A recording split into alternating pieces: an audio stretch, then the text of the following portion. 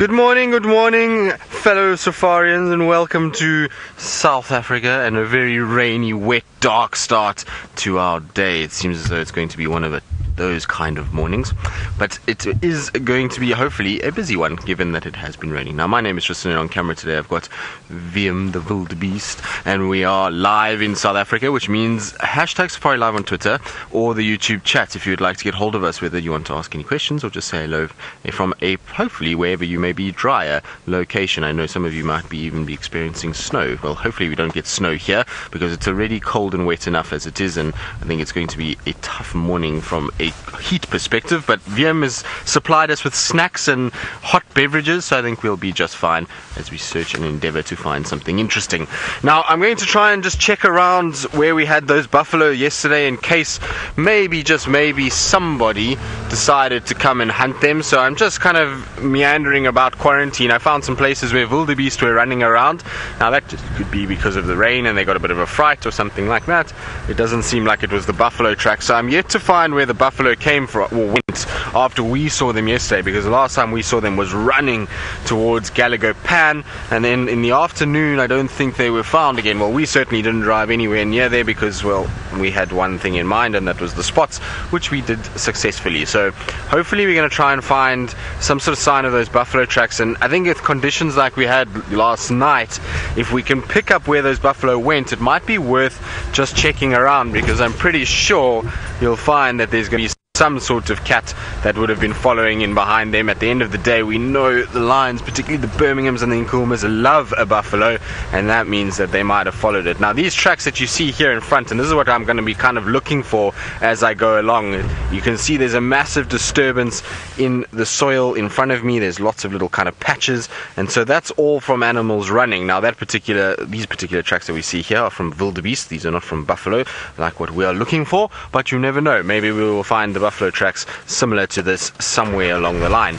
Maybe somebody actually saw them on the dam cam. They might have come towards the dam yesterday if dam cam is working. I'm hoping that they are somewhere. The problem is that they're still, yes, in camp, so I can't really go around Gallego or even in front of the dam here. I've got to kind of go down twin dams and hope that these buffalo headed in this direction somewhere.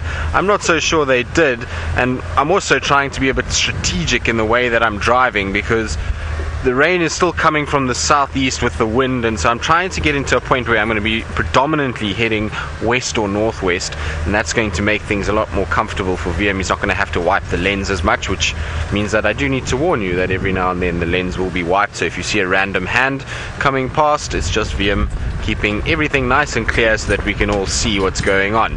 Now, the problem is to head northwest, at some point we have to head south, because where Tayla camp really lies quite far north of the property, and so I'm going to just try and head a little bit sort of to the south and then start heading west-northwest from there. Now, somebody else is out and about, and I'm very, very jealous, because she is driving down the escarpment of the Mara with a beautiful golden ball of sunshine.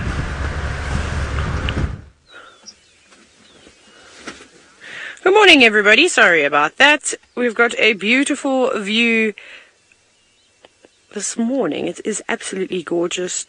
There are impala, there are zebra.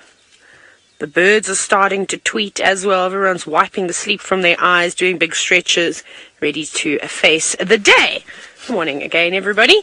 It's a great day for a safari. My name is Tayla, and on camera with me is David, and hopefully we're going to find lots and lots of cats this morning. That's what we're searching out for. But if perhaps you've only just joined us now, remember, this is live and interactive, and you can chat to us, hashtag Safari Live on Twitter, or you can use the YouTube chat too to converse with us.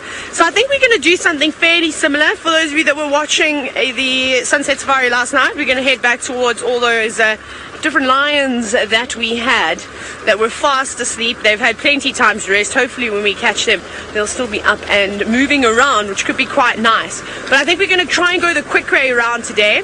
We might head towards the bridge, and there's another main road that takes us all the way up to back towards the Mara River, and hopefully we'll start off with those two lionesses that we had towards the end of the show. The ones that were escorted out by the Jackals the other morning. I'd like to follow up and see what they're up to, because they didn't look particularly fat, so maybe they were on the stroll last night looking for something to eat, which would be good. And of course, well, the Triangle boys, they might be around. Maybe they've done a loop, or I don't know where on earth they were heading to. They were at the airstrip. Maybe they've got a flight to catch early this morning. Who knows? But it should be good.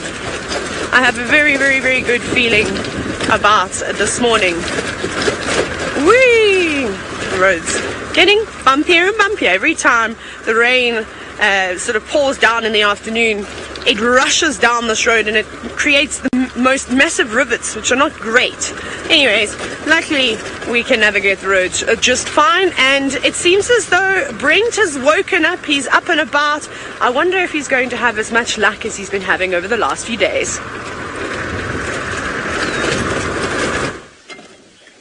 Morning, and welcome to the beautiful Masai Mara. And we're back on the birding front. Now, there's a little bit more of a well-known bird for us. It's oh no, it isn't. It is what we saw yesterday. Now, lift your tail. Very short tail, white tail edges. It is the white-tailed lark again. Oh, off it scuttles.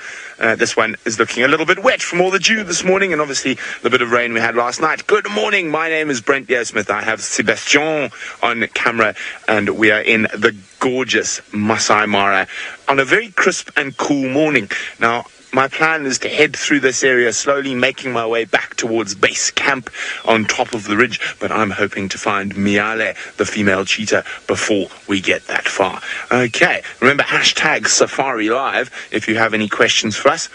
Oh, we can hear a rufous nape lark. There he is. Saying good morning.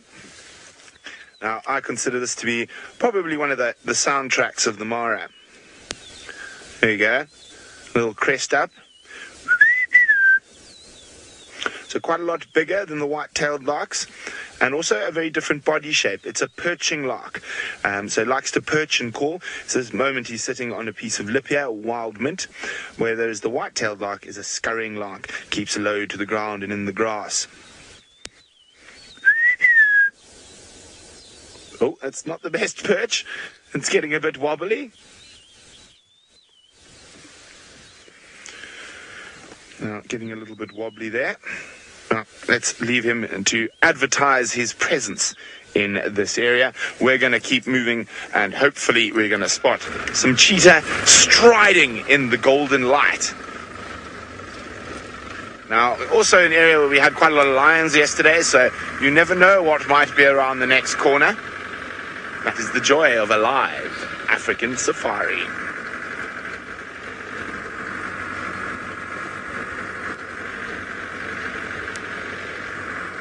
Now, it is so gorgeous this morning. As I said, quite fresh. It's probably the coldest morning we've had in a while. I've even got my shuka over my legs today, my red shuka, just to keep a little bit warm before the sun warms us up. On these mornings, it's really lovely because there's not a breath of wind, and the Mara can be a very windy place. So I do enjoy these non-windy, still beautiful mornings. And, of course, nice and cool like this means the cats are more than likely still on the prowl. Well, the lions at least. The cheetah will be on the prowl for quite some time still, unless they've managed to successfully catch something in the last sort of 40 minutes of light.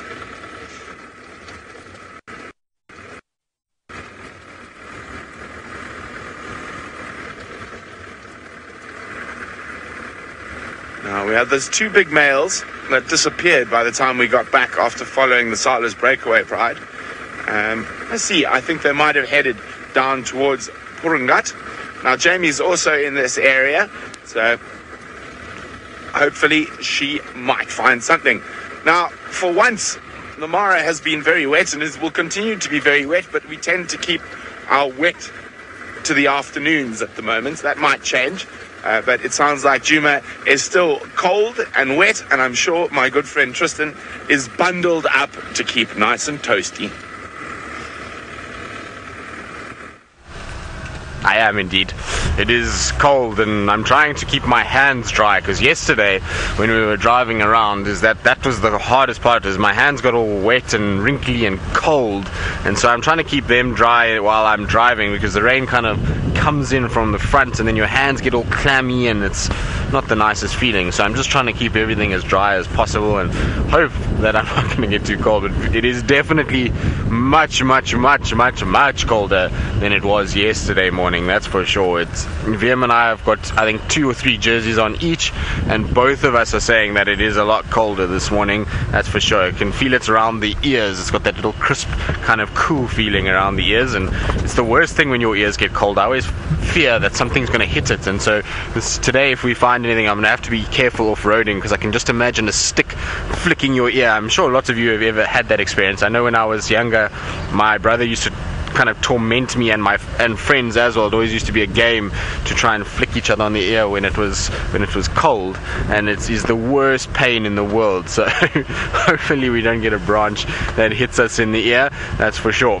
Now what I'm actually going to do, funny enough, which might seem strange, is that I'm actually heading into the Mulawati. Now I know that might seem like an odd place to go, but given the horrible kind of weather that we're having, the Mulawati probably offers the best protection and sort of closest, driest conditions for a lot of these animals. It's also got a nice sandy kind of substrate that they can lie on, where that water will just dissipate and not actually sit on the surface. So it's not the worst place to actually go and look in rainy weather. It seems really odd, and it seems like you wouldn't really find much there, but I'm actually going to head in there and just see what I can find. Maybe there's some sort of sign of something inside. There are no tracks for the buffalo just yet, but there's no guests out and they're still at the camp, so I can't go and check around camp yet, which is where the buffalo were left yesterday. So I'll have to just abandon that plan for now and head back to it a little bit later when Aubrey and Rex, should I say, are up and running. Now let's just check carefully that there's no sign of any animals walking along here. It's always a good place to check. There's a nice little junction there, and there's lots of signs sometimes of what's been going on. You often find hyenas and nyalas and impalas and scrub hares, and every now and then, quite commonly actually, a leopard track that comes along this road. This is a kind of little highway for our leopards, and Thandi and Tumba and Hosanna and Tingana, they all use it. In fact, this is where Tingana came from yesterday morning. This is where he walked, so good place to check, and maybe just maybe we see some sort of sign. Now it's difficult because VM's tucked away in the back there, so he can't help me like he was yesterday or the day before. He normally kind of is my spotting master on the left side of the car. VM's very good with tracks and can pick them up, so he often spots them on my left side, and that helps me quite a bit. Now I'm gonna try and just see what's happening in the Mulawati and see what's going on, but I believe Tayla is already off to a great start and has found something that I would love to see a lot more of here at Djuma. Tristan, I feel as though if you have VM on your car, you're almost certain to either find tracks of the cats or find the cats themselves. It's like he's got a sixth sense, but we have not got a sixth sense about the cats on this car. We just hope we just try and bump into them. But we have got some elephants, and that's an animal that we see almost every single day, and more than once a day. The population of Ellies around here is particularly good, and there's a couple of little ones just in the grass too. I'm almost sure that I drive past the same herd every single day. They have got the most perfect routine. Just before the sun goes down, they disappear up into the forest and up into the escarpment, and then just as the sun is rising, they start making their way down and almost time it perfectly to meet me on this main road, which is really cool. I quite enjoy that. But it's a nice little family group. You can see the one cow has got a missing tail, which we know is so common with the elephants around this area. We actually don't see that that sort of stumpy tail in South Africa too often. Maybe it is because there's crocodiles and things, and crocodiles are known to leap out of the water and try and bite elephants. I've had a sighting on the Zambezi River where a crocodile did exactly that. So it seems as though Djuma's filled with leopards at the moment, but elephants are hard to find, and that's a pity. because I think, honestly, the best experience you can have with elephants is in South Africa, and the elephants of Djuma are quite fantastic. I always talk about this. It's one of my favorite things to chat about. But look how they're all just feeding in a circle there. There must be some really nice grass just coming through. I can't believe how green everything is at the moment. From a couple of weeks ago, it's a completely different place. Well, it looks like it. Look at the little one, you're swinging your head trunk around. Now, turtle trekking, you're wondering if elephants migrate in the Mara. To an extent, they do. I mean, if there was a severe drought in this area and all the grass was exhausted and the trees didn't have leaves on, for instance, what it looks like in South Africa or in the Sabi sand during winter, then yes, and they're able to migrate because there's no fences around the triangle or any of the conservancies as well as the Masai Mara National Reserve. So they would just move to find new grazing. And you'll probably find that the older cows in this group are a wealth of knowledge in terms of migratory routes. They might not necessarily have to travel them all the time, but when times become extremely tough, they can always resort back to that, and they will be able to, of course, remember where grass likes to grow, where there's permanent water sources, all this type of thing. And they'll pass that information down to the younger females too. But that's why it is so important to make sure that we protect these animals. Because if you think about it, and I'm going to just, I know it's early. Well, it's early here. It might be late for some of you. As poaching is obviously a huge problem throughout Africa with elephants, and Kenya is particularly bad. Zambia, Tanzania, there are hundreds and hundreds of elephants, thousands of elephants being poached all the time. And if you constantly are taking the big tuskers, and you won't find a 10-year-old elephant with large tusks, you're going to find the elephants that are, between 40 and 50 years old, and they're the targets. If you keep taking out the older elephants, who's going to be there to pass on these migratory routes? And if you think about it, it's actually quite sad. So, I mean, younger generations could completely miss out and not receive certain information that's been passed on to them for thousands and thousands of years. So let's try and keep our animals safe. But they're very relaxed. I think it's nice, though, and to see the way that these elephants behave around the vehicles. Like we always say, the elephants up here seem to completely ignore you. But in Zambia, and especially in the Lower Zambezi National Park, and I've spoken about this a few times, and the way they behave around the vehicles is completely different. They're very aggressive, so you know that they've had bad experiences. Obviously, people poaching from cars, poaching from foot. They didn't like people on foot either, except the bulls around camp. They were quite relaxed, chase you every now and then, but I think it was more of a game.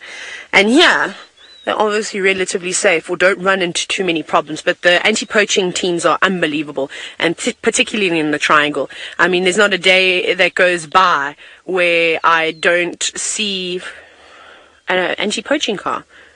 I mean, you see a couple of them a day. They're constantly out, sitting up on tops of the hills, scanning with special military-grade night vision technology, because it is so open, so you can spot heat signatures and things moving around on the plains, and that's how they actually do their sort of anti-poaching patrols, as well as in the cars. But when you're down in South Africa, it's difficult because it's so thick. So, people can hide behind trees and things like that. It's easier to actually just be on the ground, moving about, to try and find people wanting to do bad things to our animals. She's been digging in the mud, though. Look how perfect the mud is, just on the tips of her trunk. Obviously pop them into the ground to try and loosen some of the soil. No, it actually looks like it was done quite recently. It looks quite wet. She hasn't covered herself with mud just yet. Maybe she's loosening something in the ground. Now, yesterday, was it yesterday? It was Craig and I yesterday morning, we saw an elephant very briefly, very far away, and her tusks actually grew, and I think I may have put it on screen before, grew underneath her trunk, both of them, sort of hooking one another, as almost if it was making a bull ring that you would put on a cow's nose. You often see that, but with her tusks underneath. And it wasn't inhibiting the way that she fed or she drank. She was fine. It wasn't constricting her neck or anything. And I just thought that was absolutely amazing. Luckily, tusks are slow growing. They don't grow particularly quickly as they start to get older. That rate does slow down. And so I think she will be fine. She was an older girl anyway. But it was just amazing. And I was thinking, if you were an elephant in the Sabi sand, you would have a really tough time. trying to dig for roots, trying to dig for water. It's not easy to just use your trunk and your feet. Those tusks are so, so important. This is wonderful. Okay, but let's keep going though, because my goal is to try and find some lions. Ooh, now, I'm not sure, Megan, if what you said is just true. Megan has just said to me that Tristan has found the first violet-backed starling of the season, but I remember that Byron found one a few weeks ago.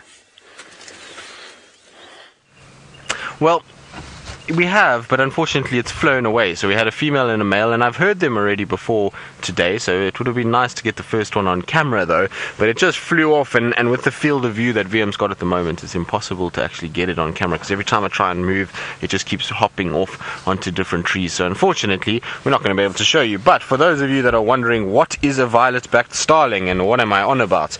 Now, I'm going to try and get my book out. Unfortunately, it's all covered up because of the rain that we're having, and so if you just give me 2 seconds, I will find it for you. It's normally towards the back of the book, so I should be able to find it fairly quickly. Come on, starlings, where are you? They're normally around here. There we go. Right, so I'm going to use my steering wheel because the dashboard is quite dry, but this is, dashboard's quite wet, but this is the violet-backed starling that we're looking for. You can see it's got this iridescent violet plum color that it has on its back and chest, and bright white. The female, of course, is looking very drab there. She's not looking quite as spiffy as the male, but they still are very cool birds, and you normally find them in kind of little flocks together, so a number of females with a male, it's quite common to see, and as they arrive back, so we'll see more and more of them, and we'll definitely get one on camera at some point. It's just that unfortunately this one flew away, but that's the bird we were looking for, and maybe we'll see some more as we go. They like these kind of areas where it's a little bit thick and dense. I've also heard some red-chested cuckoos while we've been in here, which I would expect to be calling on a day like today. They love the rainy weather and often are making a lot of noise during it. The other bird that I heard this morning, which is quite nice, is the black cuckoo. So I don't know if we've heard too many of those. I can't actually remember if I've said we've heard them yet, but black cuckoo, which is the I'm So Sad song, so that's always nice to hear.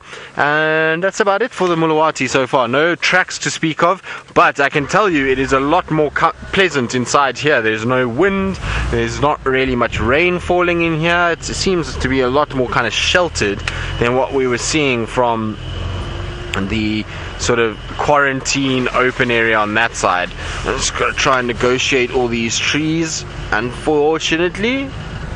Right, now our bird has flown away, and it seems as though Brent Leo Smith, who is reveling in the beautiful morning of the Mara, has found a special spotted surprise for all of you. Well, there we go. Success.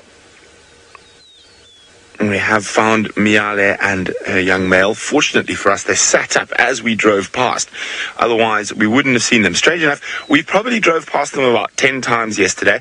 The lions we were with were right here, and we did loop around this area before drive started many, many times. The lions were just beyond that little patch of bushes there. I think what happened, as soon as they saw those lions walking, they decided they were going to sleep in the long grass, well hidden, away from the lions. So here's the little boy giving mom a good morning kiss.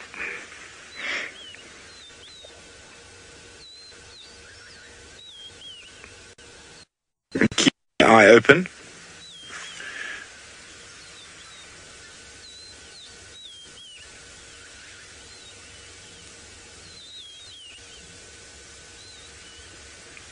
Seeing if there's any potential prey around. They are very hungry. Anthony says, yes, good find, Brent. Well, it was quite funny. Sebastian and I were driving. I was like, oh, there's a hyena, there's some eland, there's some giraffe. Oh, there's a cheetah. I think Seb thought I was drinking as well.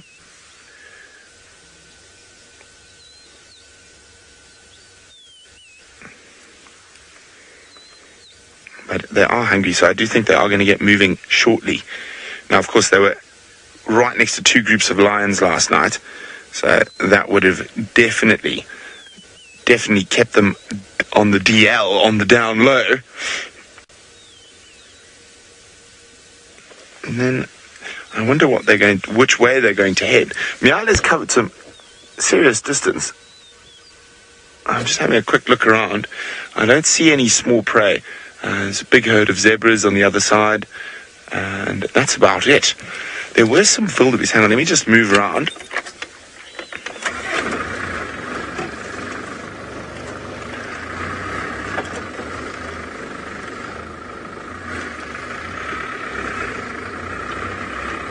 There were some wildebeest heading towards Tanzania, but they're quite far away. But of course, there's always the chance of a young wildebeest. So there the wildebeest are, off in the distance there. See them there. There we go. And they are heading straight towards the Sand River. Unfortunately for us, not close to the cheetah at all. It must be one of the last groups. And there's a few around, but that must be one of the last groups heading down towards the Sand River.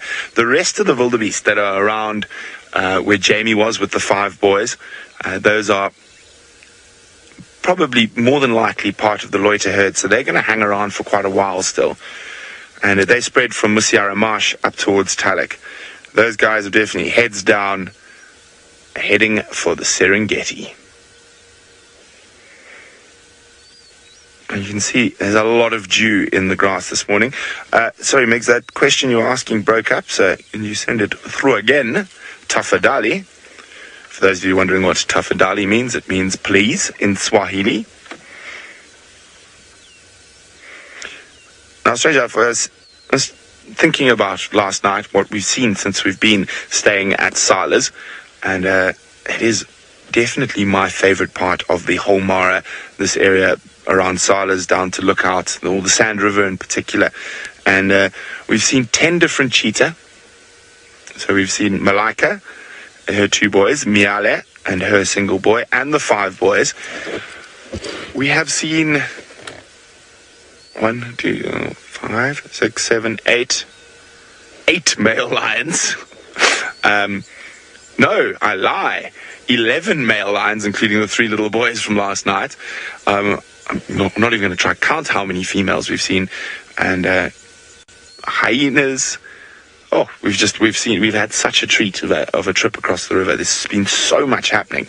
Now I'm hoping that these 2 are also going to get up on the move.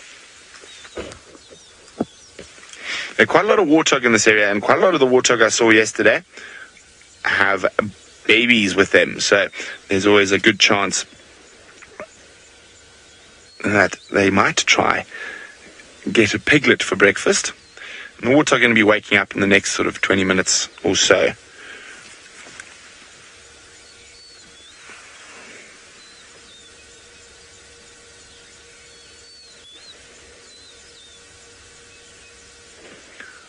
And see, they're up, they're awake. Now, the reason I think they didn't get moving as much, as I'd say, we saw a hyena not too far from here, crossing the valley. I think they're waiting till that hyena is long gone before they decide to start moving again. But they are hungry. And there we go, you can see all the dew in the grass this morning. Be quite wet. I'm glad I'm not walking through the grass. Be quite chilly.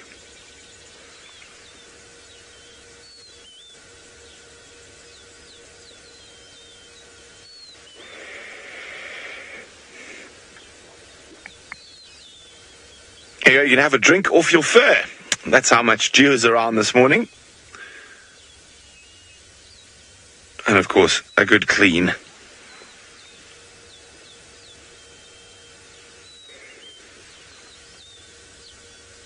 No, I think we might have...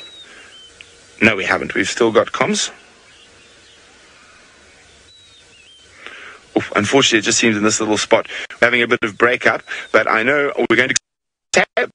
No idea what Birdie McCurdy has found. Brent, I'm so impressed that you remember how to say that name that you've given me on a regular basis, because I already forgot it. Now, we have got a jackal then, and I know some of you are going to be leaping and squealing out of your chairs, because who doesn't love little jackal pups? Now, they're black-back jackal pups that we're looking at, and the reason why I know this is because the adults have just run off, but there seems to be 3 of them. Little one You're running towards the adults. See that one that's just run off to the... Oh, no, it's now stopped. So the adults basically walked away, and now the little ones are just running about. They're a bit naughty to come out of the den. They're obviously old enough that they feel confident to move around outside. So I would put them at, I don't know, maybe just under 3 months old. Somewhere around there. They're very fluffy. They're not particularly large. We're quite far away, though, and it's a non-off-roading area. So they're very, very sweet. And normally after about 3 weeks or so, you will see them playing around outside the den. So I reckon, and the fact that the one is running around and towards the adults, I think that they're probably closer to about 3 months, maybe even a little bit older than that. I think it's quite difficult to age little jackals. Oh, they're so exciting. I didn't do it. You've said that you've never seen jackal pups before. Well, that's wonderful. They really are adorable, and I'm so glad they didn't run away from us. Now, something else that I find particularly interesting is yesterday we were talking about a thing where we had hyenas and warthogs standing right next to each other. There is a warthog that when we first arrived here was standing maybe half a meter away from the adult. You know, they both seem completely oblivious of each other. So I'm wondering, how common is it actually in the Mara for various species to share den sites within close proximity? Because I just think it's either a coincidence now that I've seen a warthog pretty much coming out the same den site as where a jackal is, and then seeing an entire family of warthogs shoot out of their burrows right next to a hyena den. And the hyenas there were some youngsters that were inside the termite mound too, inside the burrows. So that's quite incredible, and to see something like that. I think it would be quite nice, though. Obviously, a jackal could most certainly snatch up a young warthog piglet, but at this age they're not going to be going for them. But I think a warthog would be too much of a deterrent, especially an adult, to a jackal. I don't think that they would try and take on a youngster if mom or dad were close by. But look at them, they looking at the warthog, looking at us, looking at the warthog, looking at us. Now, Becca, you've asked about the food and what is the main prey that jackals will go after. Jackals are incredible. They're able to adapt to their surroundings and conditions, so which is unlike other predators. Most predators are strictly carnivores. However, a jackal can change its diet. And in South Africa, often during the winter months, there's certain species of trees, particularly the Diospyros family of trees, that will often drop fruit in the winter months when times are tough. Now, if there's no rain, everything dries up, the rodents start to disappear, which is the main prey species actually of jackal. So then they can just entirely eat fruit, which I think is pretty spectacular. They will eat birds. I know they're known in the drier areas to catch sand grouse, especially once they're trying to sort of saturate their feathers, and they're not really concentrating. Jackals will sort of race in at watering holes and try and catch them, and there's some spectacular shots. I think it's in the Kalahari Transfrontier National Park, if I'm not mistaken. There's some great sightings of jackals, especially black-backed jackals. So they'll eat everything. Of course, they'll scavenge whenever they get an opportunity to. They often follow lions around. They'll be tailing behind. It's quite a nice track to see in the ground, is to see big lion prints and then little Jack Russell-like tracks, dog tracks, behind it from the jackals. That's always quite nice. But there they sit, just enjoying themselves, warming themselves up. Now, these little ones will be running around the den as well, and if they find the odd insect, like that beautiful big bug that we saw last night, which I have absolutely no idea what it is, I haven't had a look just yet, they would snatch that up and eat it. Probably find they eat frogs as well every now and then when they can, if they're a bit desperate and there's no shortage of them. Now, I didn't do it. You're wondering when they get their sort of stripe. Oh, I'm going to say, because, like I said, I think they're about 3 months old or so. I can't see it developing just yet. Maybe at about between 4.5 and 6 months, somewhere around there. I would say that maybe you start to see that stripe. It would be nice if one of them just sort of turned a little bit, so we could see. But I didn't do it. I'm not exactly sure on the month that they would start to get their adult colors, but already.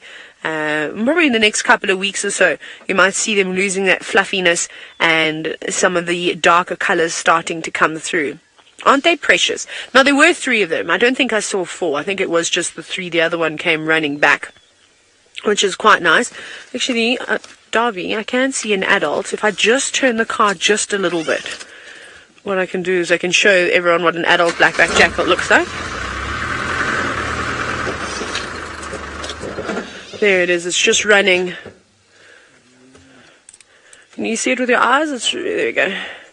Sorry, Megan, please may I have that question again? There it is. It's very far away. You can just see the jackal moving off to the left. There we go. You got it. Just running. So now you can see the dark coloration.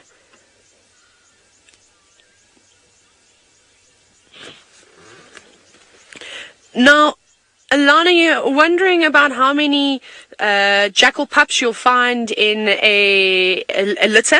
I would say 3 is probably the common amount, but up to 6 pups or so.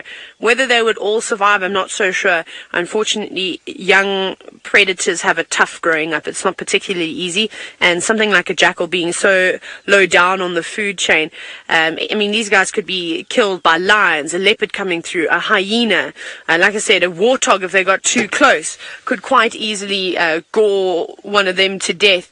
An elephant, if they're really small, could step on one, you know, accidentally. We have seen elephants, unfortunately, squashing plovers or plover chicks, not realizing that nests are there.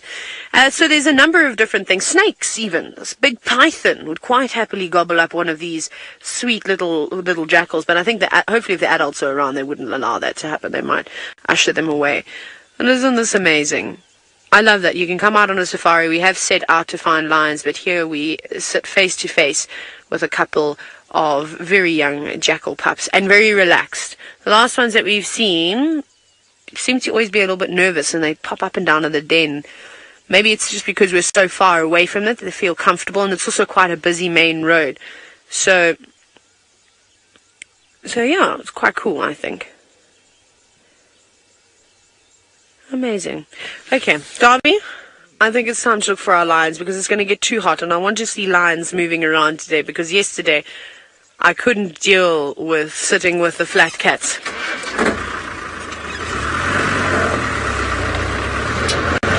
So as we drive, because we're going to keep going, we're not too far away, there's one question about the jackals from Proud Cat Mama, and that is, how much does a typical jackal weigh? Well, a black-backed jackal is slightly smaller than the side stripe. I would say a female, maybe about 6 kilograms, a male, maybe 8.5, 9 kilos, somewhere around there, give or take a little bit, of course. The side stripe jackals get much larger. They can weigh up to about 13, 14 kilograms. So there's quite a size difference. The black-backed jackal are a little bit more sort of slightly set. They're not quite as stocky as the side stripe jackal. But we're going to keep driving around here, and I'm going to keep searching left, right, wherever my eyes take me, and hopefully we'll find a feline of sorts. Let's go back across to Brent. He's already beaten me. He's got his cheetah.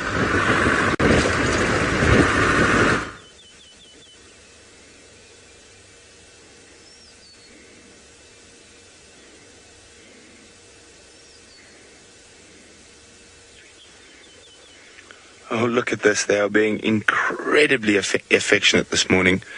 And that bond between a mother and cub is so strong. And Turtle Trekking was wondering, how long will he stay with her? Not too much longer. He hasn't got too much longer before Mom kicks him to the curb, so to speak. And he's got to go make his own way in this harsh African world. But for now, Mom's looking after him still.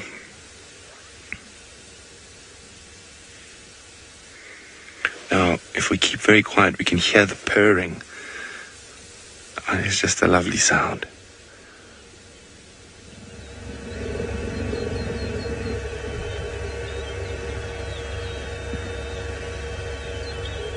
Of course, now they stop purring.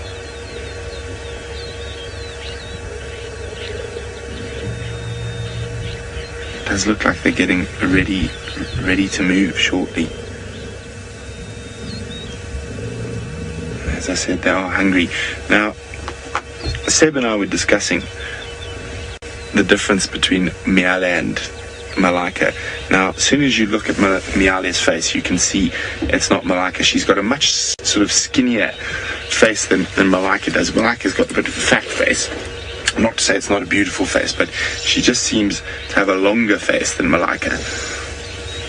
Less chubby cheeks. There we go, you can see it there.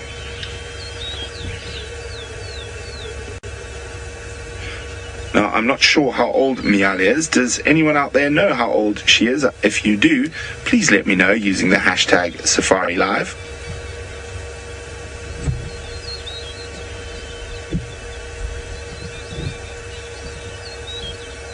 They are being incredibly affectionate. Now, the sun is getting up quite high.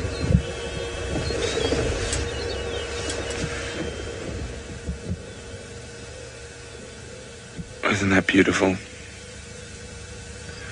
Now, back to turtle trekking's question, which we did cover a little bit right at the beginning, and said he's not going to stay much more than a month or two longer with his mom before he has to go out on his own. Now, the young males, like with leopards, tend to spend a longer period with mom than the females. He definitely doesn't look like he wants to go anywhere. Looks very comfy around mom. She's a good pillow. She gives good kisses. She provides meat. Why would I want to ever leave my mother? And there's quite a few of those in this world. Never seem to leave home.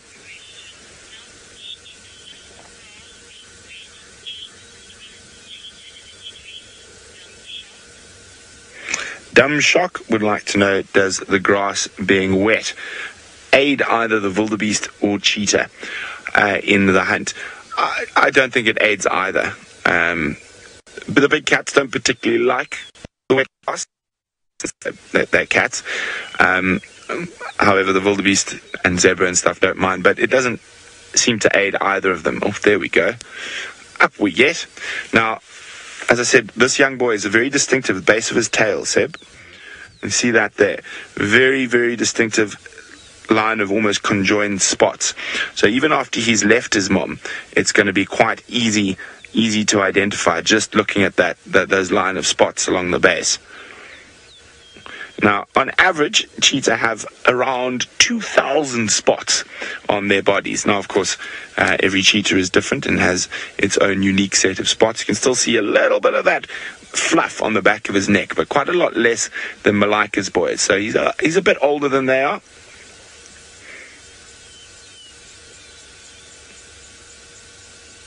I see, even compared to her son, when she turns her head, you'll see she's got it seems to be a far more elongated face than even her little boy does. Hey, you. Oh, he is very, very pretty.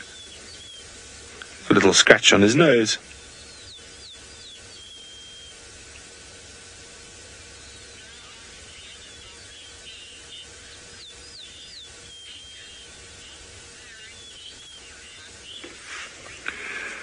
Hi, Becca. Becca's wondering, does the purring mean that the cheetah are happy? It does, Becca. It means they are very happy. Now, like house cats or any of the smaller cats, when they purr, it is a sign of contentment. What is that? I think I've spotted something. I don't think they have. It is a stick. Now, the opposite valley, just to the left of them, where we can see the trees in the distance there, a little bit to the right side, into that valley there is where we saw the lions disappear last night. And they might have gone further, or they might still be around there if they manage to find some food in that valley. But I've checked in my binoculars, and I can't see them, so they might have meandered further on in hunt of their dinner last night. Now, unfortunately for these two cheetah, at the moment I don't see any cheetah-sized prey around, but of course there's always reedbuck and steenbok and orobee that could be hiding in the longer grass that they might flush at any point.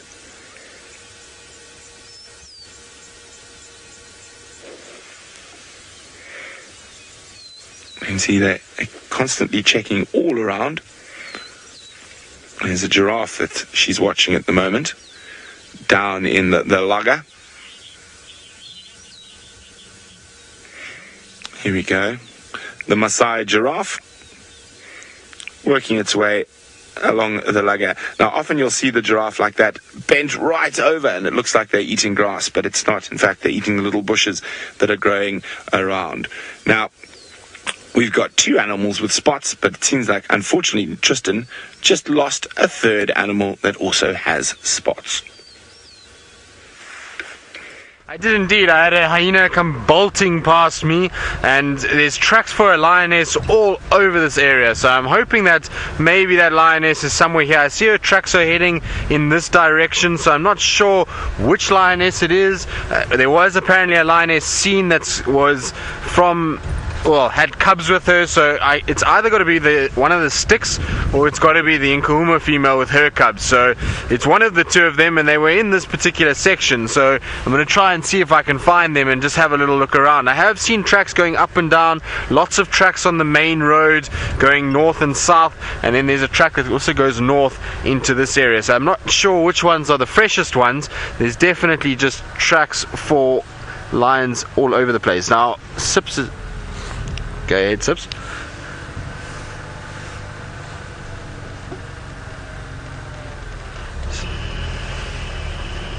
So they're asking me on the radio what's going on. So Megan, if you can just repeat there. Sorry, I don't copy at all. So we're just trying to listen to what's going on and just trying to hear and kind of pick up. So anyway, they're trying to talk to me on the radio. I can't hear a thing that they're saying. They can't hear me, so we'll get back to that later. But Megan, you can repeat the question now, and then we'll carry on with radio just now. Dallas, I think learning tracks is a constant learning procedure.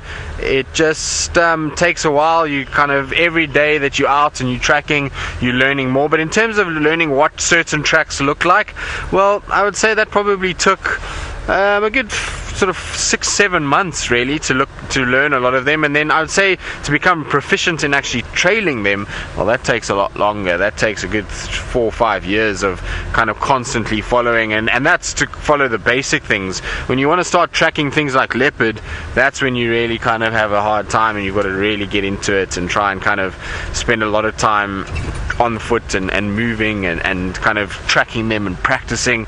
And your really good leopard trackers are guys that have been tracking for 7, 8, 9, 10 years, so they've been tracking for quite some time in their lives, and that's the guys that really know what they're doing. So I think it just depends on you know, the person, and some people pick it up a lot easier than others. But in terms of identifying and knowing tracks, it can take you about 6 months. If you dedicate yourself to it, then you should know most of the tracks out here, and I'm talking about things like insect tracks, bird tracks, and all the animals as well. So,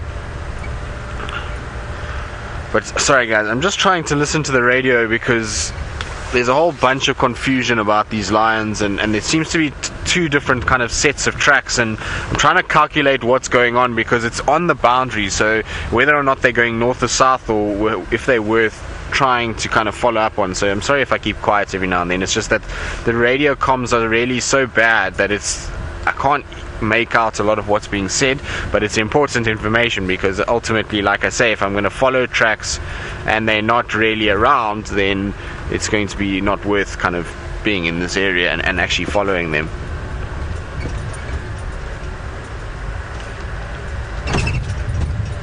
So no, still can't hear them nicely, but anyway, I wonder where these tracks head off to, because I can't find anything coming down towards Treehouse Dam. I was hoping that they were going to head in that direction, but I can't hear, can't see anything coming this way, so it must be further back that side. It is a very large block where those tracks were kind of milling around.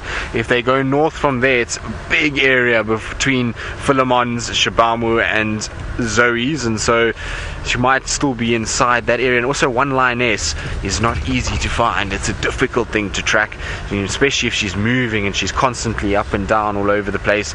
It makes it quite tough to see if she's actually been around. So I'm not 100% sure if she is still here, and maybe she went south. Danny asking how safe are we in this vehicle? It seems as though it's far too open.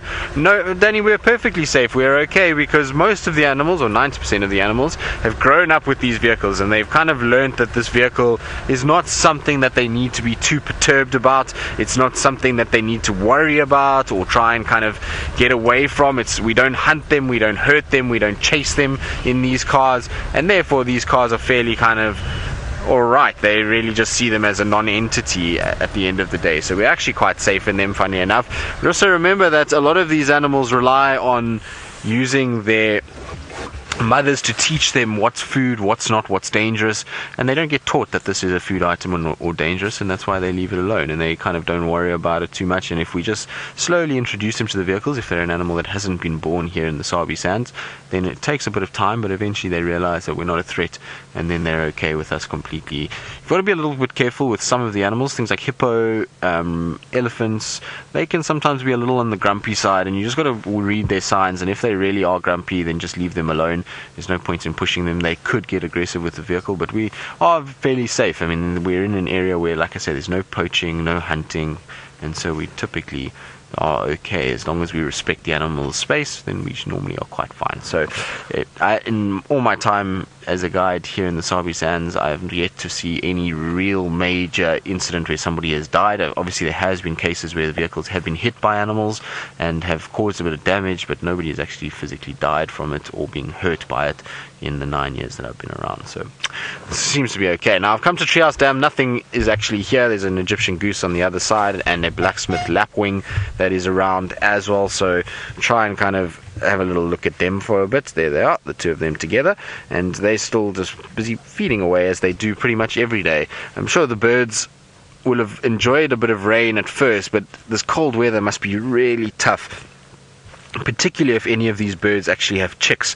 The chicks at the end of the day will really suffer in this cold, wet weather. It's difficult for them to stay warm, and they'll have to rely heavily on the adults to be able to keep them in a warm condition. So it's not going to be easy for any young birds, and we know that there will be a number of young birds out there at the moment because it's that time of the year, and a number of them are nesting, and so tough times when it's cold and windy and wet like this. You also find it's quite dangerous for a lot of the mammals, so you get a lot of young individuals. So if, let's say, we had already had our lambing season and you get a cold snap like this after such hot weather, you often find young ones just dying from that cold snap. Their bodies just can't deal with it. They unfortunately just get cold and wet and end up then passing away. So not ideal. Right, well, nothing at Treehouse, so I think we're gonna carry on and see what else there is around. At the end of the day, there's very little signs here. Just curious as to where this lioness could have gone. The thing is there's tracks all over the, like I say, the main road. There's a few tracks on the fire break as well, which means that she could have kind of walked along the fire break. She could have been anywhere around this area. Her tracks are up and down, and so it's a tough kind of thing to check. But I'm going to go head back to where I had the last track and just have a little look around properly. So also our field of view is so limited because of these rain covers. It's kind of everything is just in a forward direction, so sometimes you can just drive straight past things without even seeing them.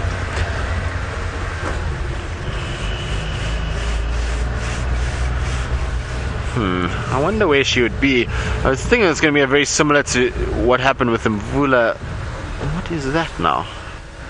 Now this is a bit of a problem because I don't know if VM's going to be able to get this on camera, but there's something in the tree over there and I don't really know what it is. I mean, it's not an animal or anything, it's just a big white kind of growth on the tree itself. I don't know if it's maybe spider web. You see it there, VM, all the way on the other side, so on that side over there. What is that? Oh, it is foam nest. That's awesome. So is it foam nest? It looks like some of them on top. They do look foam nesty, or are they flowers? I can't see. They look more like flowers, Vildy, because they're flapping in the breeze a little bit. I don't know what that is, but it's very far away. So difficult to see.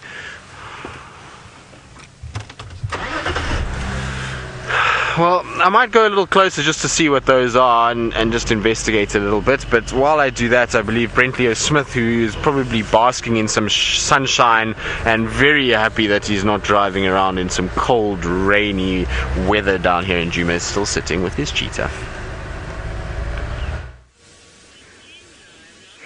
Well, there we go. They're on the move. And you can see she's walking like she's a little bit stiff, but she's probably been sleeping for a good 12 hours or so in the same position. So you'll often notice that with the big cats when they first get going. And they can look a little bit stiff, but it does pass very quickly once they are up and on the move.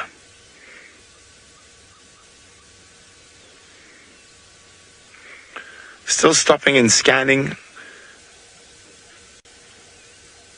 So there's a big herd of zebra behind them that the little boy is focusing on, and I don't really have the heart to tell him that I think they're a bit big and they're a bit far. There they are. There they are. Glenda is wondering, what is the cheetah population like in the Mara? It's healthy, Glenda. But they do face a lot of challenges, of course, from the different other predators. I'd say, oh, there we go, she's coming right past the front of us. I mean, if we think about it, especially in the Great Reserve and the conservancies, if we just took the cheetah we definitely know that we've seen, and we must remember this is a very big area, so let's have a look. Okay. 5 male coalitions, pretty easy, that ones we know. We got the 5 musketeers, the 2 border boys from the triangle boys. Then there's another 2 males here around the boundary with Tanzania. They go into Tanzania quite a lot. Oh, what's you smelling up there? So where do we go? And then there's another single male, or 2 single males that I've seen wandering around. The one with a collar was actually killed by the 5 musketeers. So that's just the males and the resident males, so not the nomadics that are coming in and out. So young males, we've got 3 that we know of for sure. Miale's little one who we were with this morning, and that's Miale though. And Malika's 2. Then female cheetahs. Okay, we've got Kakenya. Kakenya's 2 daughters. Mlima, that's triangle side. Musiara, Amani's 2 daughters, Malika, Miali, Imani, Amani, 11. So 11 different females in the areas that we operate. Now, there could be a few more that I might have forgotten or might have missed, but those are the ones I know I have seen personally, or one of our vehicles has seen. So I've never seen Imani, but Jamie has spent quite a bit of time with her. Oh, here comes little lag behind. He seems very interested in everything this morning.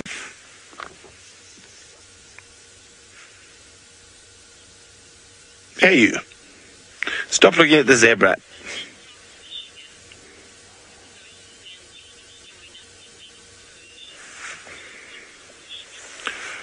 Kristen, hello. Kristen is in Michigan, and Kristen is wondering, will most male cheetahs join up to form a coalition?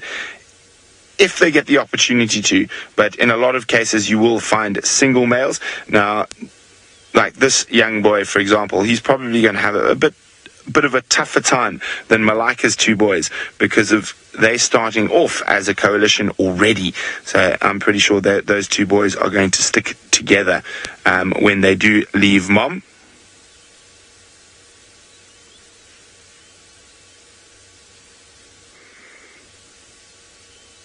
Look at those feet, those elegant long legs. Oh, he's purring as he walks. He's just happy in general, this young chap. Hey, little man. Oh, this is so wonderful.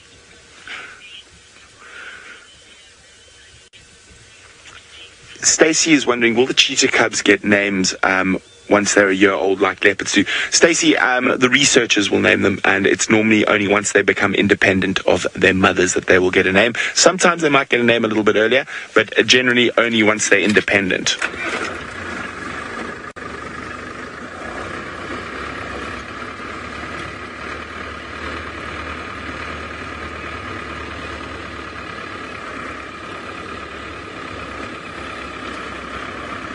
So, nice termite mound for a break while they scan the potential prey around.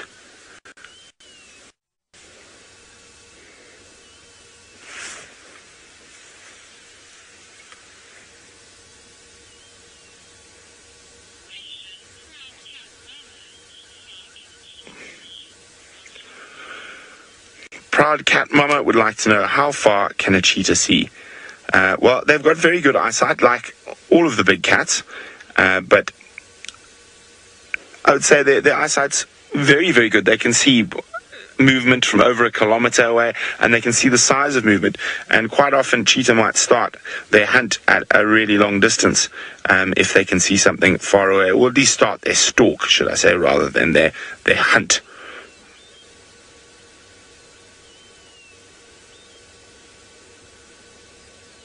Oh, can you hear them purring again? Wonderful.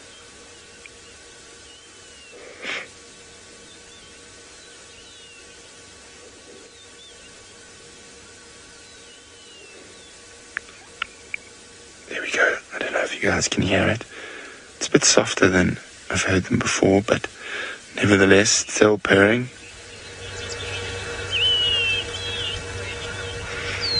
Well, I'm going to sit with these wonderful kitties.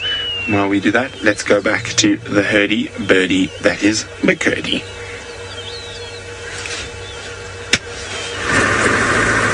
Well, we finally got some word where there were lions, and it seems as though it's the big pride, maybe the Angamas down towards the Olololo gate.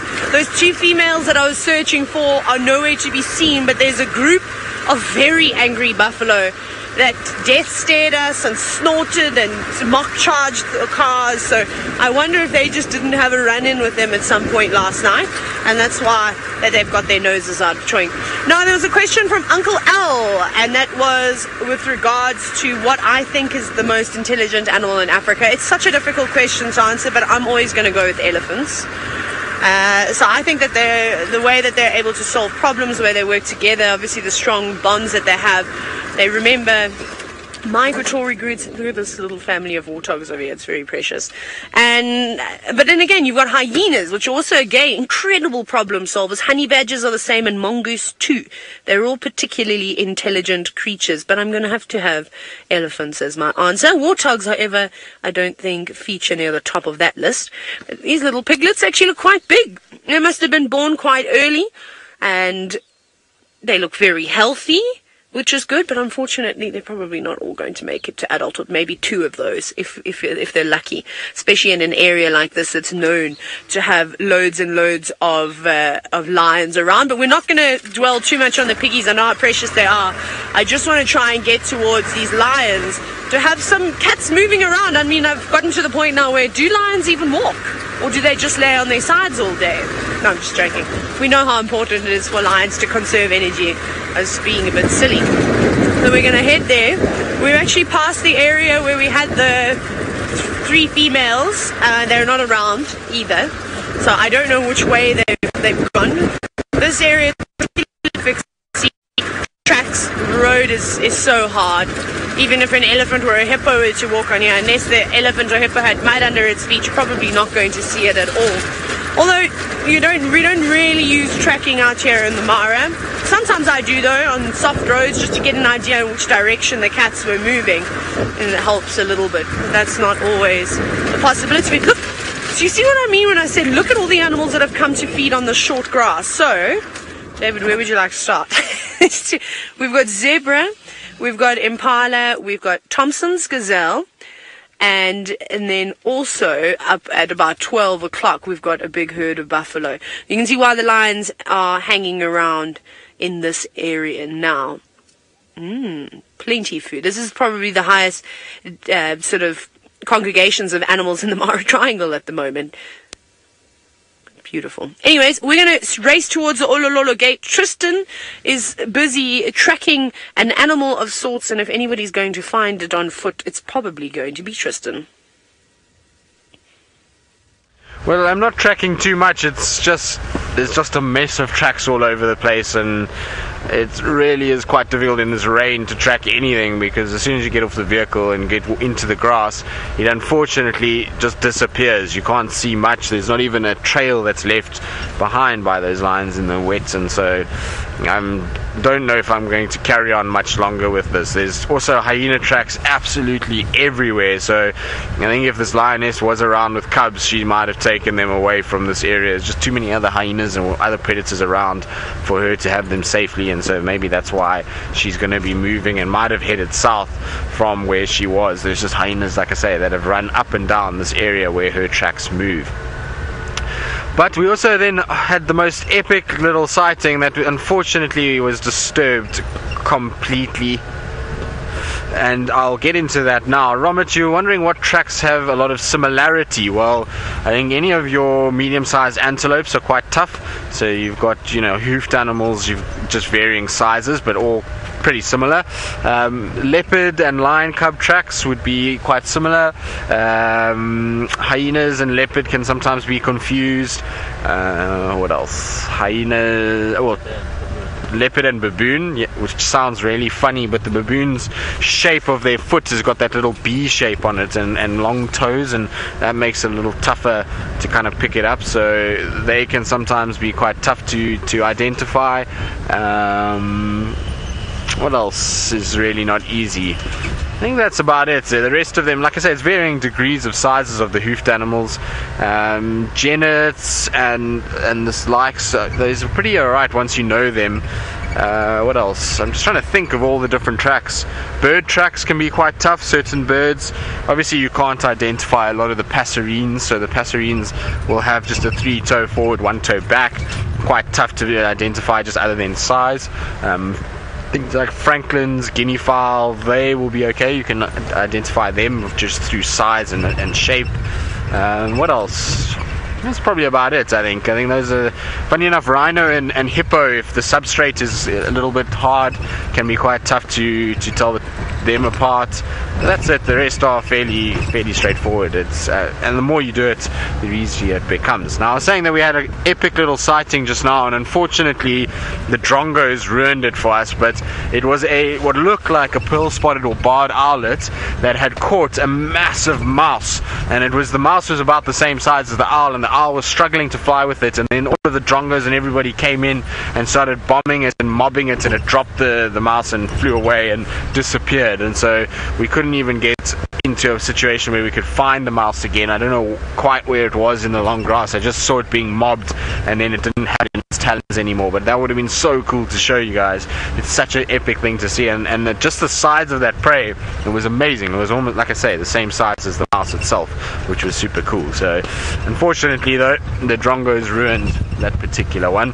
They were too efficient at their mobbing job and pushed off the owl before we could get it on camera.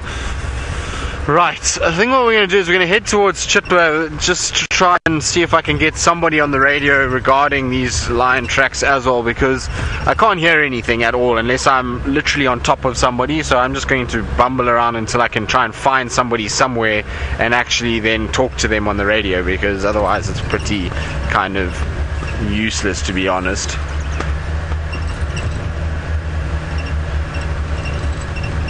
Total trekking, the hardest animal, I mean, consistently, leopard, I think, is a very difficult animal to track. It's, especially in the summer months, it becomes very hard. Once you have a lot of rain and the ground becomes hard, leopards are masters of getting into camouflage situations and hiding, and so they become really very difficult to keep up with and track. And so I would say leopards in terms of the bigger animals, but I mean there's small animals that are also incredibly tough to track. So things like aardvarks, pangolins, caracals, servals, I mean those are animals that yes, you can find their tracks and see their tracks, but actually physically tracking them is just almost impossible. So it's, you know, those kind of things are not things we trail very often. They're also animals that if you were trailing them would probably run before you even see them because they're so shy. At least things with like leopard, while it is tough to track them and they do move in funny ways, they pretty much, you know about us, and they tend to be able to kind of find them on foot.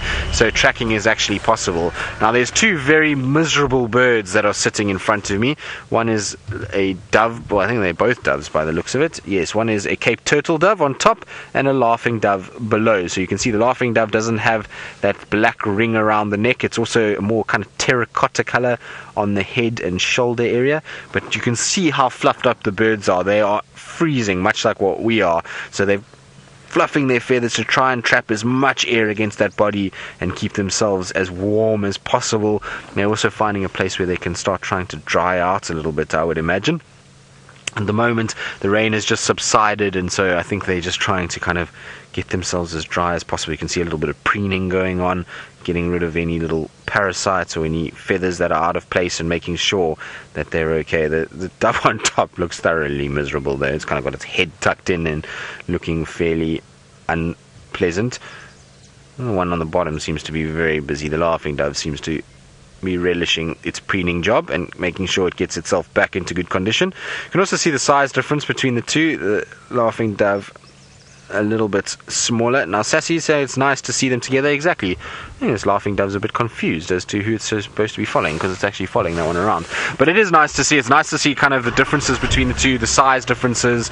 You know, often we don't see that. We see them independently of one another, and it's quite difficult to explain the size difference between them and certain subtle differences. But that was really cool to see. So super good. Alright, now I'm going to try head towards Chitwa, like I say, try and get hold of somebody, try and get an update. And while I do that, I believe Brent is still sitting with his cheetah deep in the Masai Mara, and by the sounds of it, they are still relaxing and taking it very easy. Well, we're still with these gorgeous cheetah. They're still on top of the same termite mound, just keeping a close lookout on what's happening down in the valley below. And I said, unfortunately for them, there doesn't seem to be much potential prey at the moment. They do keep looking. Let's just move around a little bit. The sun is very bright from this angle.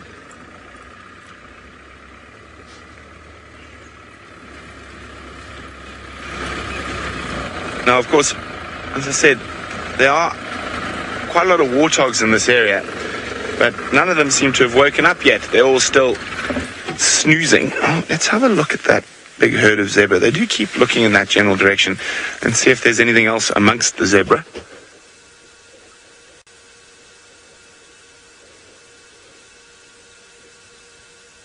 All I can see is zebra, zebra, more zebra. Now, of course, they are quite capable of taking down a young or baby zebra. However, female zebra will defend those little ones, and they can be very, very dangerous for an animal like a cheetah. That very sharp hooves that they can kick with, and the impressive bite force on the zebra. And it can nip another zebra's tail off, so it could do some damage to a cheetah. Alana is wondering, do cheetah and leopard prey on the same animals? Yes and no. Generally small to medium-sized antelope.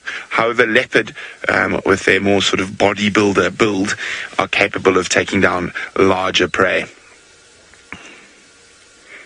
such as warthog. A leopard will specialize in adult warthog, whereas an adult warthog is a little bit too much for a cheetah. They don't have that physical strength that a leopard does. So where to next, guys? You can't just lie about here all day. You're hungry.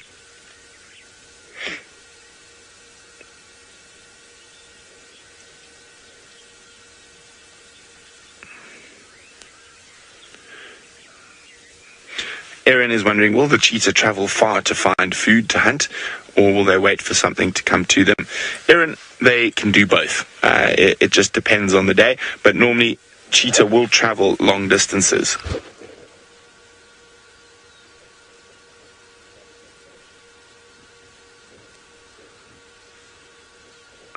I just suddenly saw some zebra far, far away in the distance take off, but they're just chasing each other.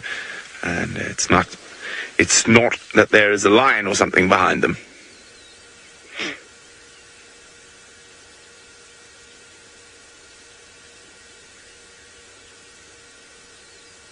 A slight little breeze starting now. So the morrow can get very windy, especially during the day. And sometimes that can work in the predator's advantage. The wind will be able to mask the sounds of their approach.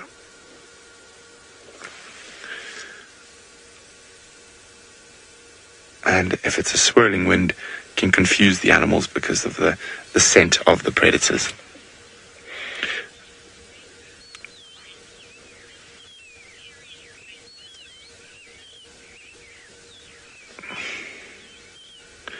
Now, Becca is wondering, can I think of my scariest big cat encounter? Well, Becca, I've had a few, but none of them have ever been with a cheetah. A cheetah is very, very calm, and there's never actually been a recorded case of a cheetah attacking a human being, an adult human being, however. But generally, your scariest big cat encounters are going to be with your lion and your leopard. Just try to think. In the Mara, I think one of the more scary encounters is I was with Dave and we were napping next to lions, waiting for them to get going. And I was reading my book, and I looked up and I suddenly said, "Dave, don't move." And this lioness had silently, she almost had her nose in the car. I banged the side of the car, and she still was very, very interested. So, but unfortunately, she did move away. I've been charged on foot by a couple of times by lions, one of them particularly scary in the Kruger, by two big male lions. So a general rule when you get charged by a big cat is a noisy cat is a safe cat. So if a lion's making a lot of noise when he charges at you, and flapping and hitting the ground, it's okay. It's when they charge silently that it could possibly be more serious. So I did have one really bad charge from lions in the Kruger. And then, even though it's probably not the most dangerous, but definitely one of the most scary, is a leopard charge. And there used to be a male leopard we used to call the short-tailed male, or shorty, in the southern Sabi sands around the Sand River. Used to try to scare that absolute nonsense. And what happens sometimes with a leopard charge is we were tracking him through a little dry river. It's very similar to the Moati, called the Mashabeni.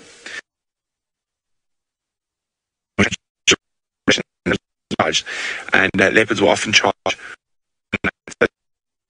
5 meters, so there's no reaction time. It's just this, and then he stops a meter from you, runs off, then charges you from behind you, and you're just basically just going to stand dead still when that happens. So I've had a few scary encounters.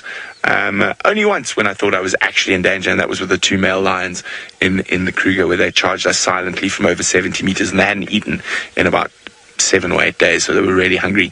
And my tracker and I used some choice words in their direction, and we also threw rocks at them when they got very close. But that's how it is. And if you spend as much time in the bush as we do, you are going to get those experiences and situations, but they happen so seldom. Normally, it's very, very relaxed out here. Like this morning.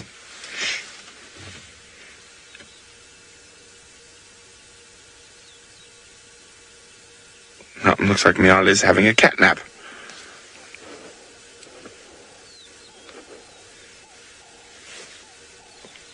Tired kitty.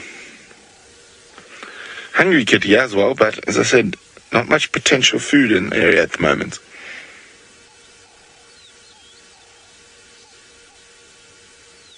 Giraffe down in the valley are far too big. They're moving off now. They were watching the cheetah when the cheetah were walking. Now that the cheetah have gone flat, they've decided it's time to browse a bit more.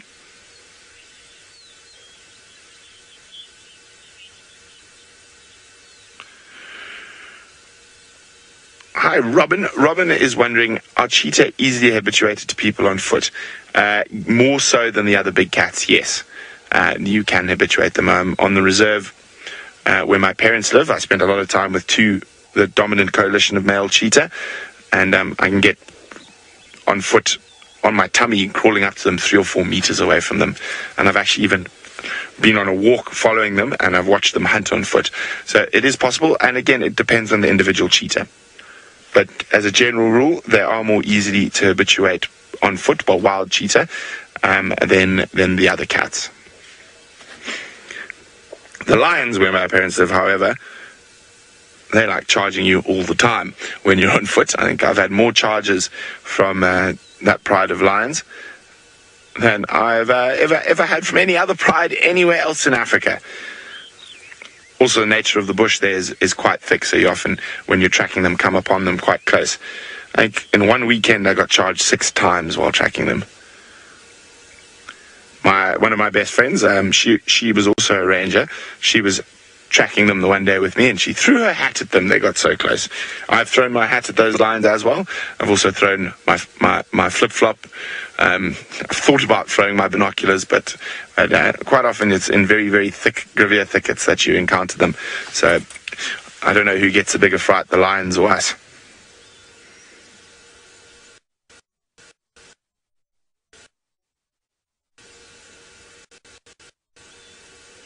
It is a beautiful morning here. Yeah, larks in the distance. Cape turtle dove. Some cisticulars. Sounds like petrel patch, as well as some grasshoppers or crickets, it sounds like. Tit, tit, tit, tit, tit, tit.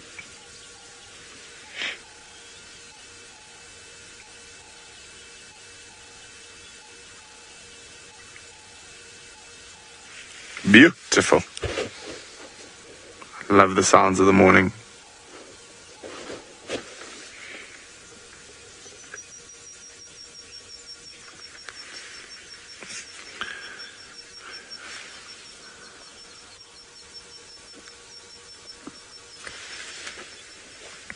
Romit is wondering, how close are the cheetah's genes to a domestic cat compared to other big cats?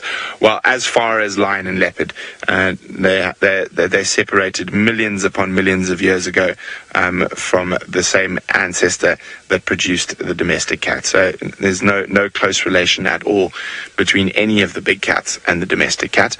A cheetah's two closest living relatives are the Jagamundi and the puma.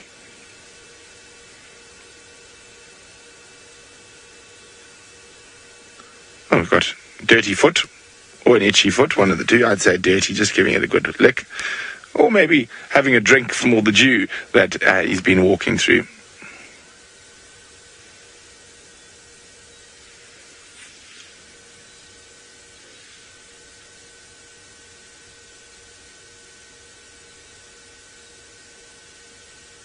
Oh, shame. Hungry. And it is getting hot quickly today, so that's why they're already in the shade this early in the morning.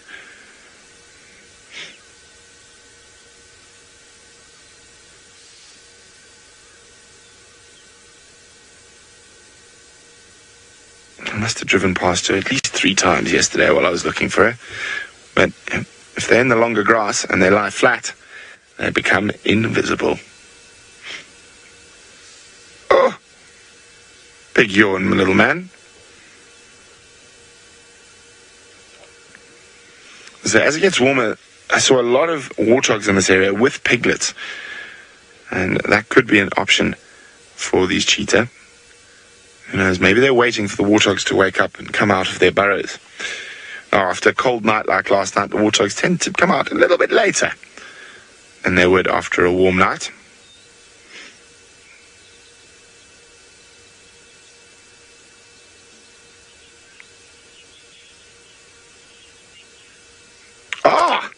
Well, it seems like my friend Tristan has managed to find some big cats of his own. We have managed to find some big cats that are having a little meal, and we said at the start of the show that it was definitely hunting weather and that something somewhere would have been fed upon. So it is the Nkuhuma Pride by the looks of things. It's difficult to see because they're all kind of stretched out. The rest of them all on my left hand side, out of view at the moment. We'll have to try and kind of reposition ourselves and check and try and get everything sorted, but it looks like the Nkuhuma Pride. But this funny thing is where they are completely out of their territory. They're not in anywhere where I would have expected them. We are in southern Chitwa right now, and so this is a first for me to ever hear of the Nkuhuma Pride coming this far south. I've never heard of them moving in this direction, so interesting that they just seem to be going all over the place at the moment. They've been all the way down towards Londolozi, they've been to Singita, or Ottawa should I say, and now they're down all the way near Chitwa. It's completely random that they are in these kind of areas, so super weird. And it's the tracks that we were looking at. It was the lioness that went to go fetch her cubs. She's not here yet with the little cubs. She's on her way though, so she's not far from where we are now and slowly moving towards this area. So if we're just patient, she should arrive with the little cubs just now, hopefully, and they'll join the carcass and the feast and the festivities. Now it looks like a big kudu that they've managed to bring down. So Francis from Israel, you're super excited that we've found the Incoomer as well. We'll just have to see. Like I said, I think it's the Nkuhuma Pride. Just judging by the number of lions that are here, it looks like the Nkuhuma Pride. Of course, it could also be the Torchwood Pride, and I'm just going on the fact that there's a lioness gone to go fetch cubs. It seems like it must be them.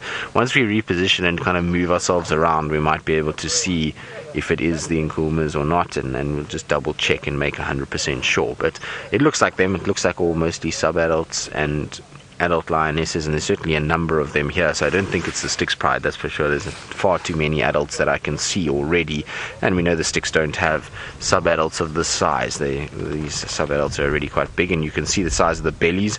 They're very full animals and rather large at the moment.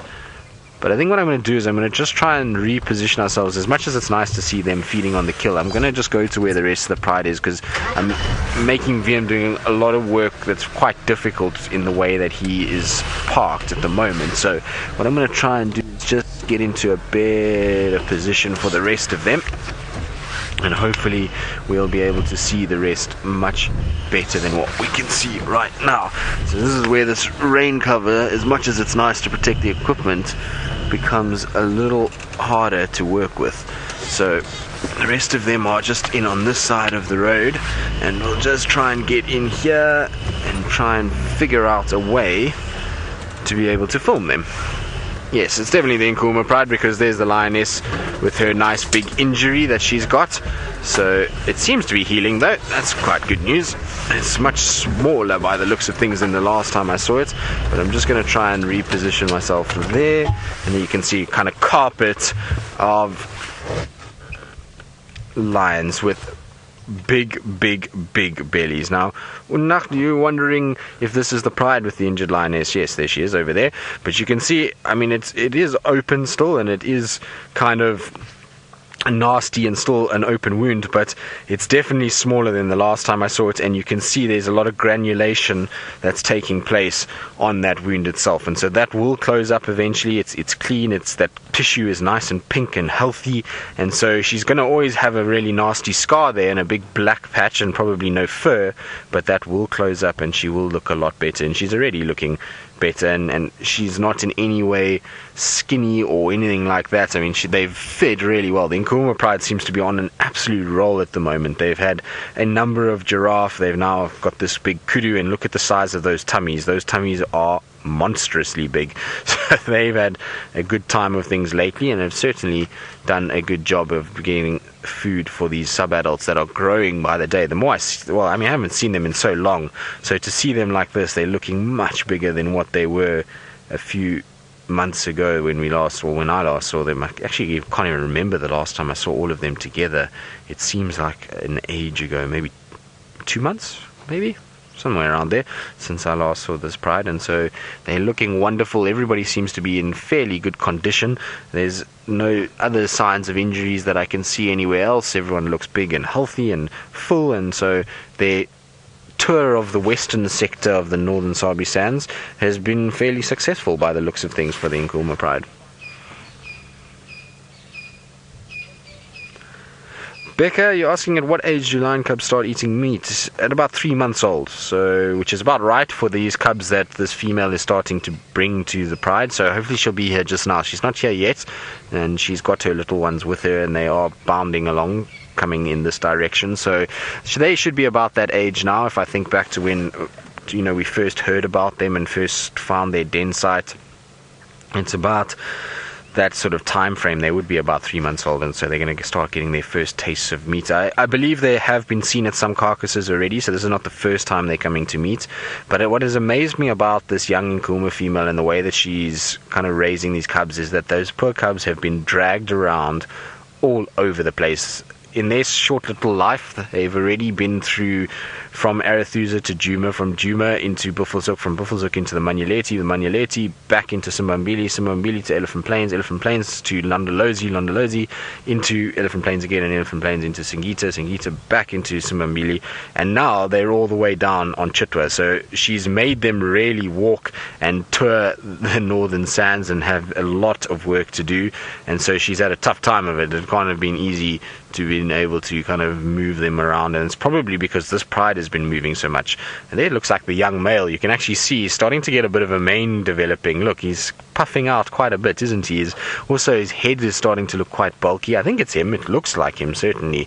It looks like he's a much thicker, wider set individual than some of the other sub-adults. So I think that's the young male over there. We know there's one young male out of the 6 sub-adults. The other 5 are all females. And then if you hopefully in this new little set, I believe there's only 2 left of the 3, unfortunately, so I think there's only 2 little cubs left, but I have no idea if they're males or females. Now I wonder what's going on, because everybody's just popped their heads up, but look at that hip now of the female. You can see she's healing much better. Look, there we go, that's much better.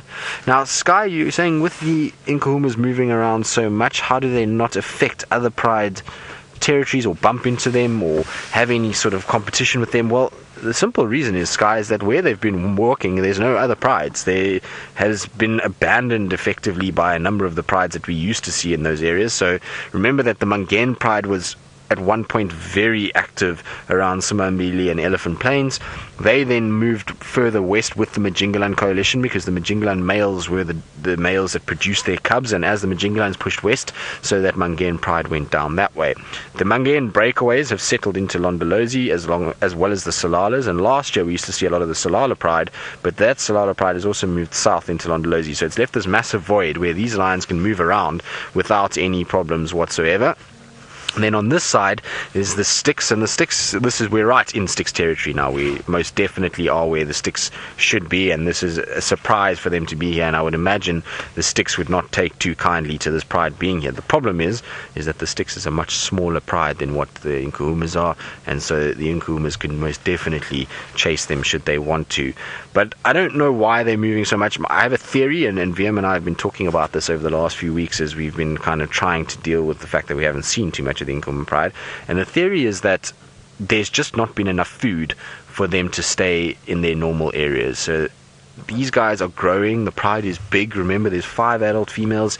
These sub-adults are starting to get quite big now, and they require a serious amount of food, and Djuma and Buffelshoek and Torchwood and maybe even Southern Manyeleti has just lacked the large game that they need to be able to survive. So there's been no buffalo, there's been very few giraffe, not much kudu, and that maybe means why they then expanding out and pushing into these areas to try and find food to sustain the pride. I think once we start to see those animals coming back, we're going to see a situation where the Nkuhuma Pride is going to be in their normal places, and we're going to see them kind of spending time in the same areas. Right, well, we're going to spend quite a bit of time with the Nkuhuma Pride this morning. It's miserable conditions, so it's perfect just to sit with a lazy group of lions on their kill, and we're going to wait for the female with her 2 little balls of fluff to arrive. And while we do that, I believe Tayla's found her own lions also having a feast. Phew! Finally, we've joined the cat club this morning with a pride